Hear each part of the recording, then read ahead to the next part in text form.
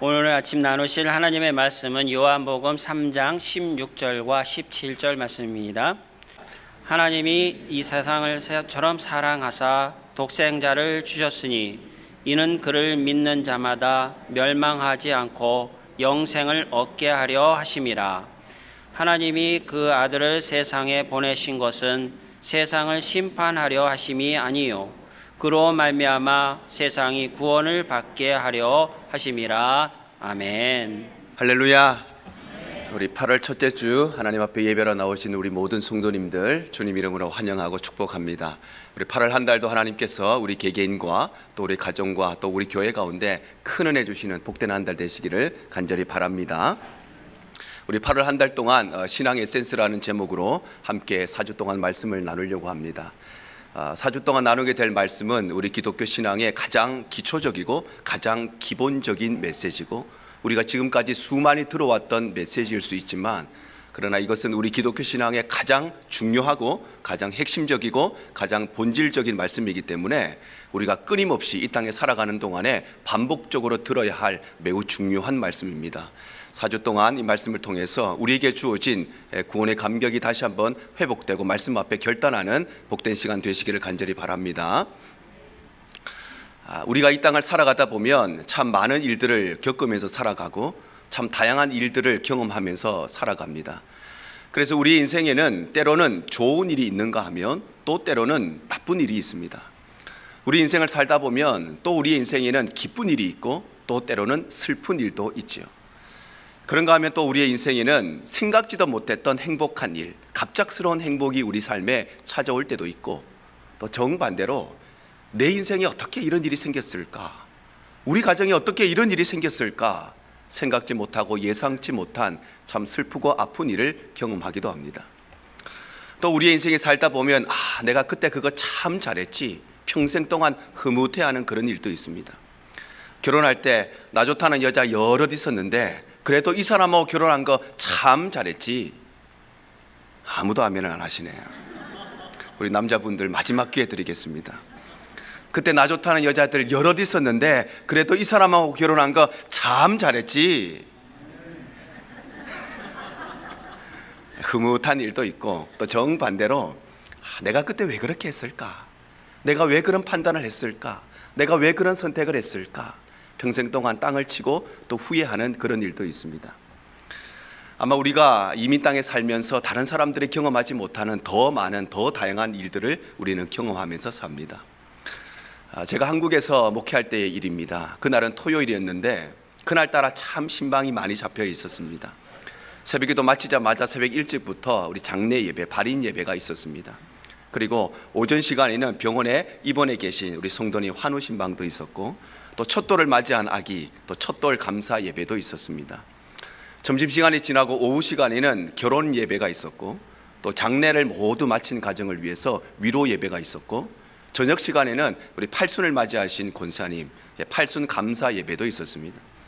그래서 새벽 일찍부터 장례 갔다가 돌잔치 갔다가 결혼 갔다가 팔순 갔다가 위로 예배 갔다가 정신없이 신방하다가 제가 축하하고 축복해 줘야 되는 곳에 가서 그냥 위로하는 듯한 기도를 하고 또 위로해 줘야 되는 곳에 가서 축하하고 축복하는 듯한 기도를 한 적이 있습니다.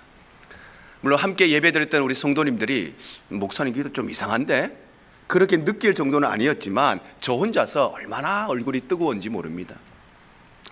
그런데 저보다 더 전설적인 목사님 이야기를 들었습니다. 이 목사님도 아마 신방이 많으셨던 모양입니다. 그런데 이 목사님 스케줄에는 장례를 마치시고 또 결혼 주례를 하시게 되셨는데 아마 이 장례 예배가 좀 길어졌던 모양입니다. 장례가 끝나자마자 헐레벌떡 교회에 오셔서 주례를 하시기 위해서 이 강단에 서셨는데 장례 예배를 금방 해오셔서 그래서 그런지 그만 실수로 지금부터 고 김철수 군과 고 김영희 양 결혼을 하겠습니다. 그렇게 실수를 하셨다고 합니다. 그런가 하면 평생 잊지 못할 장로님 이야기도 있습니다. 한 장로님께서 처음으로 이제 장로 임직을 하시고 주일날 대표 기도를 하시게 되셨습니다. 얼마나 긴장이 되셨겠습니까? 물론 기도 시간에 우리가 다 눈 감고 있지만 그래도 많은 사람들 앞에 선다는 것, 많은 사람들이 나를 지켜보고 있다는 것 얼마나 부담스럽습니까? 그래서 일주일 동안 정말 열심히 기도하시면서 이 대표 기도를 준비를 하셨습니다. 그래서 기도문에 기도를 적고 지우고 수정하고 외우고 고치고 일주일 동안 열심히 이 대표 기도를 준비하셨습니다. 그리고 주일날이 되어서 드디어 대표 기도 시간에 눈 딱 감고 준비한 대로 그 대표 기도를 잘 하셨습니다. 그런데 사람마다 기도할 때 잘 쓰는 말들이 있죠. 자주 쓰는 그런 말들이 있습니다. 어떤 분은 기도할 때마다 예수님 이름으로 기도합니다, 아멘, 그렇게 기도하시는 분도 있고, 또 어떤 분들은 기도할 때마다 사랑이 많으신 예수님 이름으로 기도합니다, 아멘, 그렇게 기도하시는 분도 계시죠. 근데 이 장로님은 아주 어릴 때부터 어떻게 기도하셨냐? 나는 아무 공로 없지만 공로 많으신 예수님 이름 의지하여 기도합니다, 아멘. 주일학교 다닐 때부터 교회 어른들한테 이 기도를 배워서 평생 동안 이렇게 기도를 해오신 분이셨습니다. 밥 먹을 때도 이렇게 기도하시고 하루에 몇 번씩 늘 기도하실 때마다 이렇게 기도를 하시는 분이셨습니다. 그래서 대표 기도를 준비하신 대로 잘 끝내시고 평생 해오신 대로 하루에도 몇 번씩 하던 대로 나는 아무 공로 없지만 공로 많으신 예수님 이름 의지하여 기도합니다, 아멘. 그리고 내려가면 되는데 얼마나 긴장하셨는지 아무 공로 없으신 예수님 이름으로 기도를 하셨습니다. 우리 인생을 살다 보면 참 많은 일들이 있고 또 다양한 일들을 경험합니다. 특별히 제가 목사로서 이 목회 현장에 있다 보면 아주 건강하던 젊은이가, 정말 피지컬리 다른 사람들에게 뒤지지 않는 젊은이가 아무 이유도 없고 원인도 없이 쓰러져서 평생을 전신마비 가운데 살아가는 그런 안타까운 일을 경험할 때도 있고, 또 정반대로 이제 병원에서는 더 이상 방법이 없습니다. 시한부 인생을 선고받고 더 이상 의학과 과학으로 치료할 수 없습니다. 암 선고를 받으신 분이 하나님 앞에 결단하고 기도하고 엎드리고 매달리고 온 성도들이 그를 위해 함께 기도하는 가운데 이 땅의 과학과 의학이 고치지 못하는 그 질병이 고쳐지고 회복되는 기적의 역사를 경험할 때도 있습니다. 제가 언젠가 이런 이야기를 들은 적이 있습니다. 한국의 한 목사님께서 양로병원에 신방을 가셨습니다. 그런데 한국의 양로병원에 계신 어르신들이 병원에서 특별히 치료를 받는 것도 아니고 특별히 하실 일도 없으시다 보니까 매일마다 모이셔서 점 10원짜리 고스톱을 치셨다 합니다. 그런데 이 목사님께서 그 병원에 신방 가신 그날은 한 할머니가 점 10원짜리 고스톱을 치셔서 5,000원을 따셔가지고 사람들한테 타짜 칭호를 받으신 그런 날이셨습니다. 그래서 이 할머니가 딴 5,000원을 가지고 세상을 다 가진 듯이 온 세상을 자기 것인 양 하늘을 날듯이 그렇게 기뻐하셨다는 것입니다. 그런데 이 목사님께서 병원 관계자로부터 아주 충격적인 이야기를 듣습니다. 그것은 바로 이 할머니는 앞으로 2달밖에 안 남으신 할머니라는 것입니다. 그런데 더 안타까운 일은 이 할머니는 자기가 2달밖에 안 남은 것도 모르고 계시는 분이시라는 것입니다. 사랑하는 성도 여러분, 2달밖에 안 남으신 이 할머니한테 돈 5,000원이 무슨 의미가 있을까요? 이 할머니가 5,000원이 아니라 5만 원, 아니 500만 원을 땄다고 한들 2달 남은 이 할머니에게 그 돈이 무슨 의미가 있을까요? 근데 저는 이야기를 들으면서 마치 우리의 인생의 축소판과 같다는 생각을 하게 됩니다. 우리의 인생도 마찬가지입니다. 우리의 인생이 언제 끝날지 누가 어떻게 합니까? 내 인생이 오늘까지인지, 내 인생이 내일까지인지, 내 인생이 다음 주까지인지, 다음 달까지인지 우리는 내가 남은 인생, 내 인생을 모르고 살아갑니다. 그런데 그렇게 살면서도 그저 남들보다 조금 좋은 학교 가면 그렇게 기뻐하고, 남들보다 조금 더 좋은 직장 가면 그렇게 기뻐하면서, 남들보다 좋은 집 사고, 남들보다 좋은 차 굴리고, 남들보다 비싼 옷 입으면 그것으로 세상을 다 가진 듯이, 하늘을 날아갈 듯이 기뻐하며 살아가는 우리 인생의 모습이나, 2달밖에 안 남은 그 할머니가 돈 5,000원 가지고 그렇게 기뻐하는 모습이나 똑같은 인생의 모습이라는 것입니다. 사랑하는 성도 여러분, 우리의 인생에서 제일 중요한 것이 무엇일까요? 우리 인생에서 가장 중요한 것이 무엇일까요? 많은 사람들이 우리 인생에서 소유물이 제일 중요하다, 돈을 많이 가지는 것이 중요하고 돈을 많이 가지면 행복하게 살 수 있을 것이라고 생각합니다. 물론 돈을 많이 가지면 편리하게 살 수 있습니다. 돈 필요 없는 사람이 없고 돈 안 좋아하는 사람은 이 세상에 한 명도 없습니다. 돈이 있으면 여러 가지 일들을 쉽게 살아갈 수 있습니다. 그런데 이 땅에 우리의 소유물들이, 우리의 돈이나 우리의 권력이나 우리의 명예나 우리의 인기가 우리의 삶에 진짜 행복, 참된 행복은 줄 수 없다는 것을 우리의 삶을 통해서 깨닫게 됩니다. 우리가 미국 와서 처음에 아파트에 렌트 살다가 내가 내 집 하나 있었으면 좋겠다, 그렇게 수고하고 땀 흘려 일해서 겨우 내 이름으로 된 내 집을 처음 샀을 때 얼마나 행복합니까? 세상 부러울 것이 없죠. 세상을 날아갈 듯이, 세상을 다 가진 듯이 기뻐합니다. 내 이름으로 된 그 집, 이 집에 들어올 때마다 내가 평생 행복할 것이라고 생각하지만, 그러나 얼마 지나지 않아서 그 기쁨과 그 행복은 다 사라집니다. 내 이름으로 된 처음 집, 그 집 샀을 때 다 기쁘셨죠? 근데 지금도 그 집 들어갈 때 그렇게 기쁘고 행복하십니까? 아마도 그 기쁨, 그 행복 다 사라지고 없을 것입니다. 내가 그렇게 갖고 싶었던 차를 처음 샀을 때 얼마나 행복합니까? 이 차 탈 때마다 내 평생 동안 행복할 것이라고 생각하지만 얼마 지나지 않아서 그 행복과 그 기쁨은 다 사라지고 맙니다. 돈이 우리에게 행복을 준다면 재벌이 이 세상에서 가장 행복한 사람이 되어야 합니다. 권력이 우리에게 진짜 행복을 준다면 권력을 가지고 있는 정치인이 세상에서 제일 기쁘고 행복한 인생을 살아야 합니다. 명예가 우리에게 기쁨을 주고 인기가 우리에게 행복을 준다면 인기 많은 연예인들이 이 세상에서 제일 행복하고 즐겁게 살아야 됩니다. 그런데 그렇게 돈 많은 재벌도, 그렇게 권력을 가진 정치인, 아니 대통령도, 그렇게 인기 많은 인기 연예인들도 스스로 자신의 인생을 마감하고 자신의 인생을 포기하고 극단적인 선택을 하는 것을 보면 결코 돈이나 권력이나 명예가 우리에게 진짜 행복을 줄 수 없다는 것, 잠깐의 기쁨을 줄 수 있지만 본질적인 행복은 줄 수 없다는 것을 우리가 알게 됩니다. 돈이 우리에게 진짜 기쁨을 준다면, 권력이 우리에게 영원한 행복을 줄 수 있다면, 그러나 그들은 그런 선택을 하지 않았을 것입니다. 그들이 그렇게 선택을 한 것은 소유의 문제가 아닙니다. 무엇인가가 부족해서 그런 선택을 한 것이 아닙니다. 돈이 부족하기 때문에, 권력이 부족하기 때문에, 인기나 명예가 부족해서 그들이 그런 극단적인 선택을 하는 것입니까? 그렇지가 않습니다. 그들은 소유의 문제가 아니라 존재의 문제가 해결되지 않았기 때문에, 그래서 내가 어디로 와서 어디로 가는 존재인지, 내가 죽으면 어디로 가는지, 내가 누구인지, 내가 왜 사는지, 내가 살아가는 이유와 목적이 무엇인지, 소유의 문제가 아니라 존재의 문제를 해결하지 못했기 때문에 그들은 그런 극단적인 선택을 하는 것입니다. 마치 공부를 왜 해야 되는지 모르는 아이는 공부에 흥미를 느낄 수가 없죠. 왜 하는지를 알아야 열심히 할 수 있는데 왜 하는지를 모르면 흥미도 없고 재미도 없고 쉽게 포기해버리는 것처럼 그들 역시도 인생의 목적이 무엇인지, 왜 살아가야 되는지 그것을 알지 못했기 때문에 그렇게 돈도 많고 우리가 부러워할 만큼 공과 명예와 권력을 다 가지고 있어도 그들은 자신의 인생을 스스로 마감하고 스스로 포기하는 극단적인 선택을 하기도 하는 것입니다.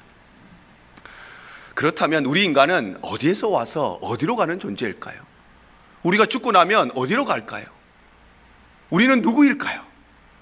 우리는 왜 사는 것일까요? 우리 인생의 목적과 이유가 무엇일까요?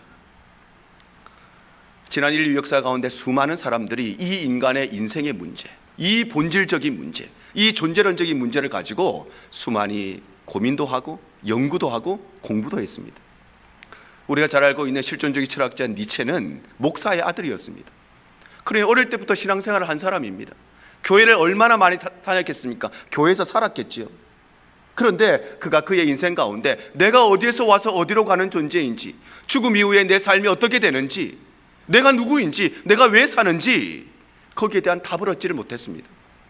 그래서 열심히 공부하고 열심히 연구하다가 인생의 결론을 내리죠. 니체가 내린 결론은 신은 죽었다, 이렇게 결론을 내렸습니다. 그런데 그 결론을 내리고 나서 얼마 가지 않아서 이 니체는 이유를 알 수 없는 정신병에 시달리게 됩니다. 그리고 결국에는 이탈리아의 토리노의 한 거리에서 쓸쓸하게 죽고 말았습니다. 염세주의자였던 모파상, 내가 왜 살아가는가? 내 삶의 이유와 목적이 무엇인가? 나는 어디에서 와서 어디로 가는 존재인가? 그렇게 연구하고 그렇게 공부했지만 답을 얻을 수가 없었습니다. 그래서 내가 누구인지도 모르는데 살 이유가 뭐가 있나? 그는 자살을 선택합니다. 그리고 결국 정신병원에 갔다 오게 되는데, 그 이후에 어느 햇볕이 쨍쨍 내리쬐는 어느 날 그는 광장을 빙글빙글 돕니다. 세상이 어둡다, 세상이 어둡다, 빛이 없다, 빛이 없다, 그렇게 외치다가 그곳에서 비참하게 죽습니다. 아마 그가 찾고자 했던 빛은 태양의 빛이 아니라 그는 생명의 빛, 구원의 빛, 은혜의 빛을 찾았을 것입니다. 어떤 한 경찰관이 한밤중에 공원을 가다가 공원에 앉아있는 한 남자를 만납니다. 그리고 그를 향해서 당신 도대체 누구인데 이 밤늦게까지 여기서 이러고 있습니까? 그러자 나도 내가 누구인지 좀 알고 싶어서 그래서 내가 여기에 있습니다. 그렇게 대답했다는 세계적인 철학자 쇼펜하우어의 이야기는 매우 유명한 일화입니다. 그런가 하면 사르트르라고 하는 철학자는 내가 누구인가, 내가 어디서 왔는가, 죽음 이후에 어떻게 되는가 아무리 고민하고 연구해도 그 답을 찾지 못해서 그는 어떤 결론을 내리느냐, 내가 어디에서 왔는가는 알 수가 없다, 내가 어디로 가는가 알 수가 없다, 내 인생의 목적이 뭔가 알 수가 없다. 다만 분명한 사실은 내가 지금 살아있다는 거니까 열심히 살자, 그렇게 결론을 내리고, 우리가 잘 알고 있는 영국의 진화론자였던 찰스 다윈은 나는 누구인가, 나는 어디에서 왔는가, 나는 원숭이에서 진화된 존재다, 그렇게 결론을 내렸습니다. 사랑하는 여러분, 우리는 진짜 어디에서 와서 어디로 가는 존재일까요? 우리는 왜 살까요? 우리의 삶의 이유와 목적이 무엇이고 우리는 과연 무엇을 위해 살아가는 그런 존재일까요?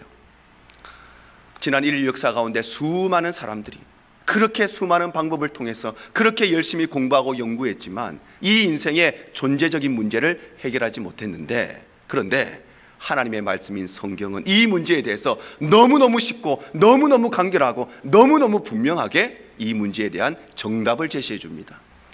창세기 1장 27절 상반절이 이렇게 말씀합니다. 하나님이 자기 형상 곧 하나님의 형상대로 사람을 창조하셨다 말씀합니다. 바로 우리 인간이 누구이고 어디에서 와서 어디로 가는가, 우리는 하나님께서 하나님의 형상대로 만드신 하나님의 창조물이라는 것입니다. 우리가 하나님의 창조물이라는 것은 두 가지의 매우 중요한 의미를 가집니다. 첫 번째는 우리 인간은 스스로 존재하고 싶어서 존재하는 게 아니라, 태어나고 싶어서 태어나는 것이 아니라, 우리는 창조자이신 하나님에 의해서 타의적으로 내 의지와 상관없이 만들어진 존재라는 것입니다. 두 번째 의미는, 그래서 우리는 스스로 살아가고 혼자서 살아가는 존재가 아니라 반드시 나를 만드신 하나님께 의지하고 살아가는 존재, 하나님께 의존해야만 살아갈 수 있는 존재라는 것을 의미하는 것입니다. 그래서 하나님께서는 우리를 만드실 때 어떻게 만드셨냐, 우리를 영혼을 가진 영적인 존재로 만드신 것입니다. 창세기 2장 7절에 이렇게 말씀하죠. 여호와 하나님이 땅의 흙으로 사람을 지으시고 생기를 그 코에 불어넣으시니 사람이 생명이 된지라 말씀합니다. 바로 하나님은 이 세상의 모든 피조물들 중에 유일하게 우리 인간만을 영혼을 가진 영적인 존재로 만드셨다는 것입니다. 그래서 우리 인간은 영혼을 가지고 있기 때문에 신을 찾고자 하는 마음, 신을 갈망하는 마음, 하나님을 믿고자 하는 마음, 하나님을 예배하고 싶은 종교성들이 다 있는 것입니다. 동물들 중에서도 IQ가 높은 동물들이 있죠. 강아지들도 IQ가 얼마나 높습니까? 제가 어느 집에 신방을 갔더니 아주 부러운 강아지가 있었는데 그 강아지는 이중 언어를 할 수 있는 강아지였습니다. 그래서 한국말도 다 알아듣고 영어로 해도 알아듣는, 얼마나 똑똑한지 모릅니다. 돌고래도 IQ가 얼마나 높다고 합니까?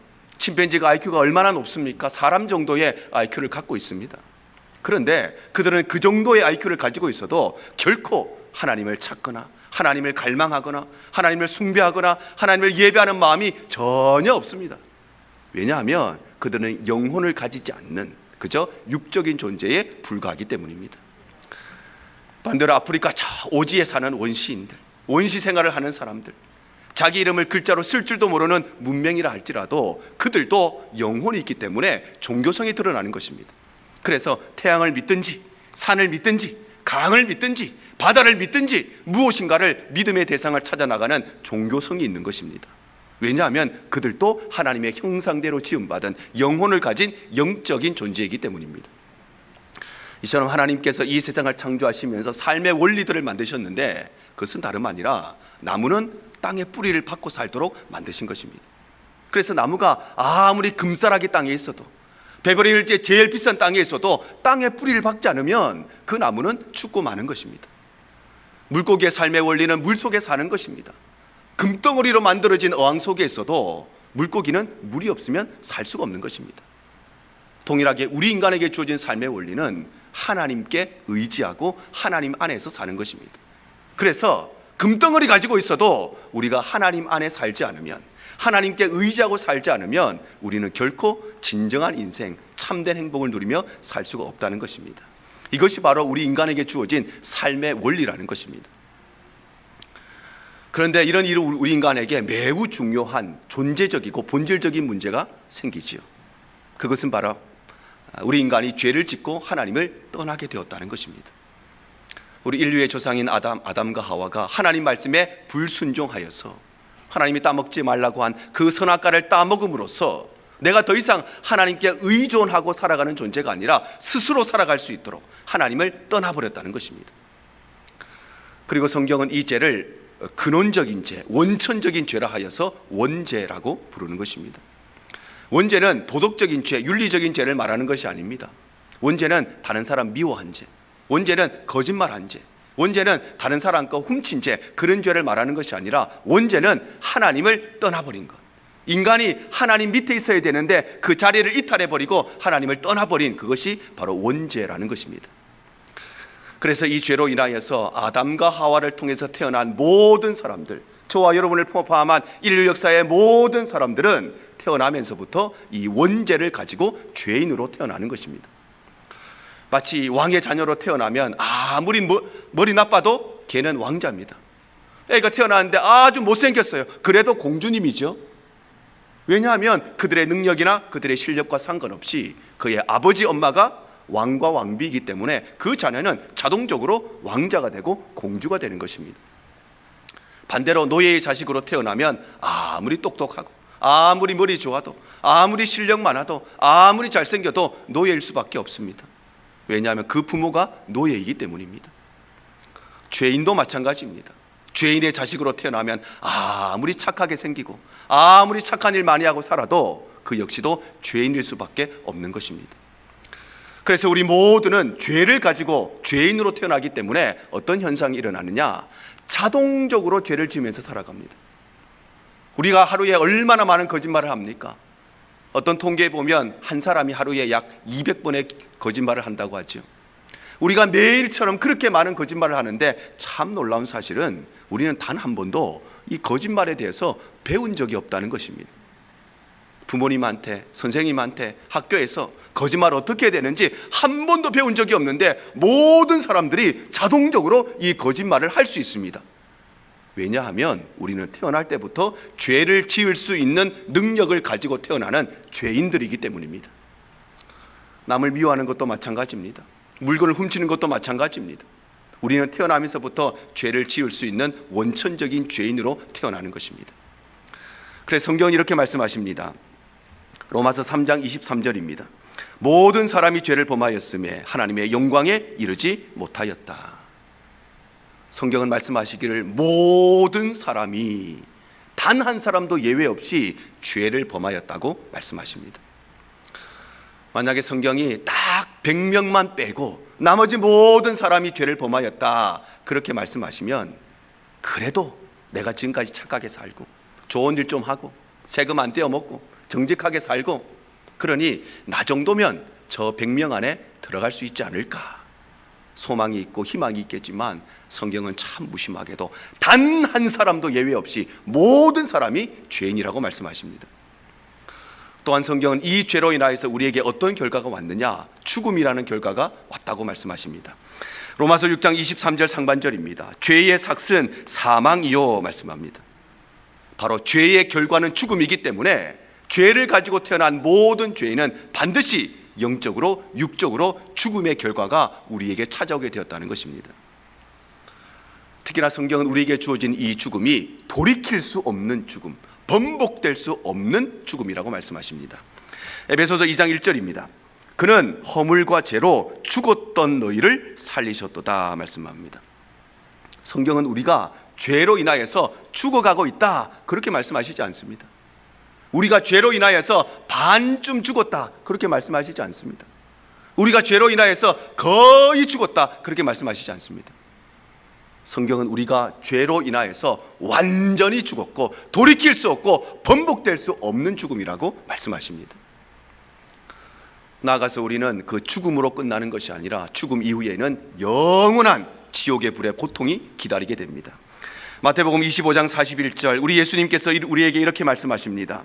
또 왼편에 있는 자들에게 이르시되 저주를 받은 자들아 나를 떠나 마귀와 그 사자들을 위하여 예비된 영원한 불에 들어가라 말씀합니다.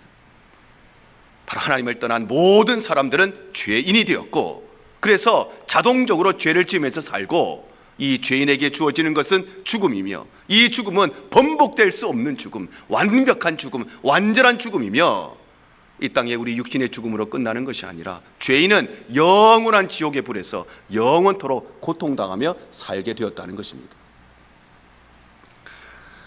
그런데 하나님께서는 우리가 그렇게 멸망해 가는 것, 그렇게 죽어가는 것 그냥 보고만 계실 수가 없으셨습니다. 왜냐하면 하나님은 우리를 지극히 사랑하시는 사랑의 하나님이시기 때문입니다. 그렇다고 하나님이 우리의 죄를 무작정 용서해 줄 수도 없으셨습니다. 왜냐하면 하나님은 공의의 하나님이시기 때문입니다. 그러니 하나님은 용서해 줄 수도 없고 안 해 줄 수도 없고 이럴 수도 없고 저럴 수도 없는 그야말로 딜레마에 빠지시는 것이죠. 그리고 하나님께서는 결국 이 딜레마를 해결할 수 있는 묘안을 작정하시니 그것이 바로 예수 그리스도이신 것입니다.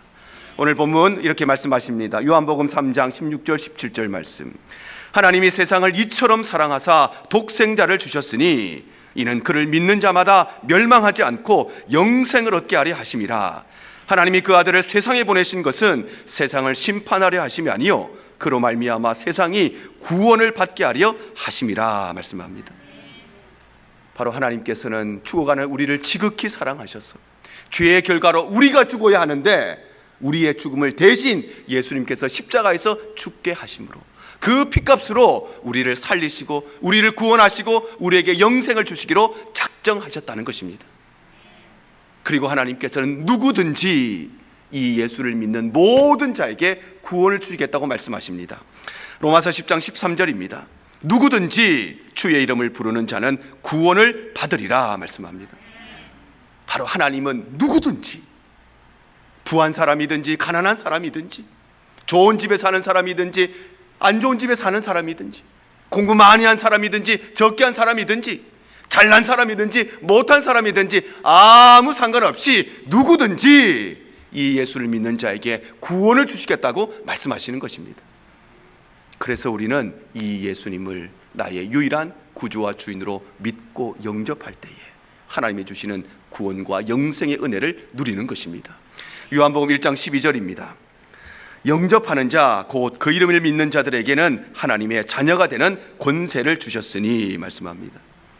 바로 우리가 하나님 앞에 내가 죄인이라는 사실을 고백하고 그리고 나의 유일한 구주이시고 주인이 되시는 그 예수님을 믿음으로 내 마음에 모셔드릴 때 우리는 하나님의 자녀가 되고 하나님의 백성이 되고 천국의 시민권자가 되고 우리는 영생을 누리는 은혜를 주신다는 것입니다. 사랑하는 성도 여러분, 우리 모두는 죄인입니다. 누구도 여기에서 자유로울 수가 없습니다. 누구도 여기에서 이것을 부인할 수가 없습니다. 누구도 이 사실에서 예외일 수가 없습니다. 우리가 죄인인 것은 죄를 지었기 때문에 죄인이 아니라 우리는 죄인으로 태어났기 때문에 죄를 지으며 사는 것입니다. 우리의 손을 가만히 보면 깨끗하죠? 비누로 깨끗하게 씻어서 사람의 눈에는 깨끗하게 보입니다. 그런데 현미경으로 우리의 손을 보십시오. 우리의 손에는 수억 마리, 수십억 마리의 세균들이 득실득실 거리는 것이 우리의 손입니다. 우리 인간의 존재와 우리의 삶도 마찬가지입니다. 사람의 눈으로 보면 거룩해 보입니다. 사람의 눈으로 보면 착하게 보입니다. 법 없이도 살 수 있고 죄라고는 안 짓는 사람처럼 보일 수 있습니다. 그러나 하나님의 시각으로 보면, 성경의 시각으로 보면 이 땅에 죄인 아닌 사람은 한 명도 없는 것입니다.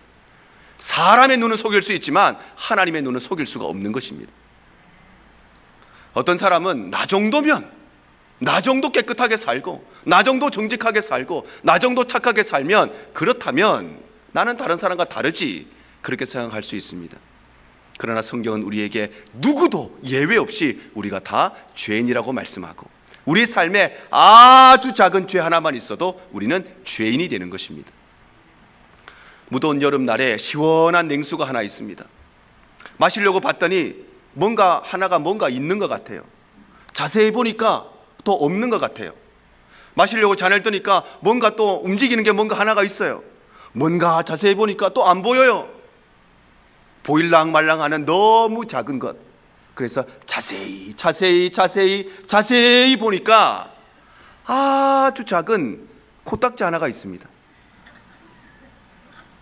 눈에 잘 보이지도 않아요. 모르는 사람은 그냥 마십니다. 있는 것 같기도 하고 없는 것 같기도 하고, 보일랑말랑하는 아주 작은 코딱지입니다. 그런데 그 코딱지를 건져냈습니다. 그리고 그 물을 시원하게 마실 사람이 과연 있을까요? 아마 아무도 없을 것입니다. 그거 뭐 눈에 보이지도 않는 건데 뭐 그거 건져냈으니까 아무 상관없지, 마시는 사람 없을 것입니다. 왜냐하면 그 작은 코딱지 때문에, 눈에 보이지도 않을 만큼 작은 코딱지 때문에 그 모든 물이 다 더러워졌기 때문입니다. 우리의 인생도 마찬가지, 우리의 삶에 그 보일랑말랑하는, 다른 사람 눈에는 보이지도 않는 그 작은 죄 하나만 있어도 우리는 죄인이 되고 마는 것입니다. 그래서 우리 모두는 죄인이고, 그래서 우리 모두에게는 구원자가 필요하고, 그래서 하나님께서는 우리를 위해서 예수 그리스도를 이 땅에 보내어주시고, 그 예수를 믿는 사람 누구든지 구원을 얻게 하신 것입니다. 이것이 바로 복음이고, 이것이 바로 구원이고, 이것이 바로 우리에게 값없이 주시는 하나님의 은혜인 것입니다. 사랑하는 여러분, 반드시 기억하십시오. 구원은 교회에 온다고 받는 것이 아닙니다. 교회에 등록되어 있다고 구원받는 것이 아닙니다. 주일날 예배 시간에 앉아있다고 구원받는 것이 아닙니다. 구원은 착한 일을 하고 교회 봉사하고 헌금한다고 받는 것이 아닙니다. 구원은 내가 죄인이라는 사실을 고백하고 나의 유일한 구주 되시는 그 예수님을 믿음으로 내 마음에 모셔드릴 때, 그때 우리에게 구원의 은혜가 임하는 것입니다. 사랑하는 저와 여러분 모두가 오늘 이 말씀 기억하셔서 우리 대형의 모든 권속들 한 사람도 예외 없이 이 구원의 은혜를 누릴 뿐만 아니라 평생 동안 하나님 주시는 구원의 감격 속에 감사하며 살아가실 수 있기를 주님 이름으로 축복합니다. 이것이